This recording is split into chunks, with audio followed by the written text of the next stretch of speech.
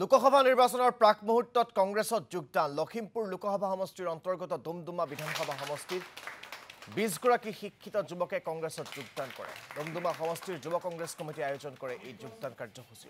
কংগ্ৰেছ নেতা দুৰ্গা ভূমিজাৰ জিলা পৰ্যায়ৰ বিষয়ববীয়া কৰ্মকৰ্তাৰ উপস্থিতিত অনুষ্ঠিত হয় এই কাৰ্যসূচী। বিজেপি চৰকাৰৰ বিৰুদ্ধে থিয় হোৱাৰ সংকল্প লৈ এই যোগদান কাৰ্যসূচী অনুষ্ঠিত হয়। কংগ্ৰেছ মানে আমাৰ ইয়াতো 1 কোটি কিমান এক বছৰত চাকৰি দিম বুলি বিজেপি চৰকাৰে কৈ আহিছে, কিন্তু আমিতো এতিয়ালৈকে 1 কোটিটো বাদে 1 লাখো এতিয়ালৈকে পোৱাই নাই চাকৰি।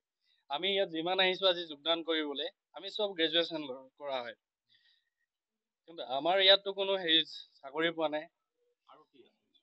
যদি আমি সেই বিজেপি চৰকাৰৰ যদি অলপ কৰিলো হয় তেতিয়া পালো হয় চাগে, কিন্তু আমি নেপালো। সেইকাৰণে আমি আজি কংগ্ৰেছত যোগদান দিবৰ কাৰণে ওলাই আহিছো। এখন চৰকাৰৰ কোনো আস্থা নাই। তাৰপিছত আমাৰ ইয়াত মূল্যবৃদ্ধি, গোটেই আপোনাৰ বস্তুৰ দিনে দিনে দাম বাঢ়ি গৈ আছে। চৰকাৰে যিমান দিছে সিমান দামৰ পৰা আকৌ লৈ গৈ আছে।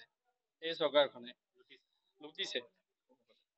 তাৰপিছত আপোনাৰ কাহ হিমন্ত বিশ্ব শৰ্মাই কৈছিল যে কাহ অসমত নাহিব বুলি, কিন্তু এতিয়াতো আকৌ আমাৰ ওপৰত জাপি দিছে কাহ